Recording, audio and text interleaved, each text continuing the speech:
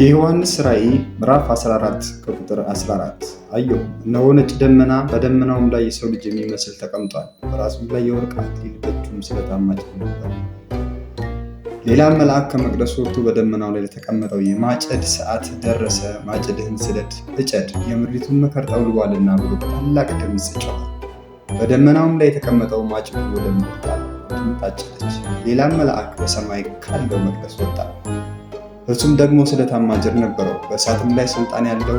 ሌላ መልአክም ከመሠዊያው ወጥቶ ስለታም ማጭድ ያለውን ዘለላዎቹን ፈጽመው በስለዋልና ስለታም ማጭድህን ስደድና በምድር ያለውን የወይን ዛፍ ዘለላዎች ቁረጥ ብሎ በታላቅ ድምፅ ጣለ። መልአኩም ማጭዱን ወደ ምድር ጣለው፣ በምድርም ካለው ከወይን ዛፍ ቆርጦ ወደ ታላቁ ወደ እግዚአብሔር ቁጣ መጥመቂያ ጣለ። የወይኑም መጥመቂያ ከከተማ ውጭ ተረገጠ፣ እስከ ፈረሶች ልጓም የሚደርስ ደም ርቀቱ 1600 ምዕራፍ ሆኖ ከመጥመቂያው ወጣ። የዮሐንስ ራእይ ማንኛውም እንዲነበብላችሁ የምትፈልጉት የመጽሐፍ እናነብላችኋለን። እናመሰግናለን። ፈጣሪ ይባርካችሁ።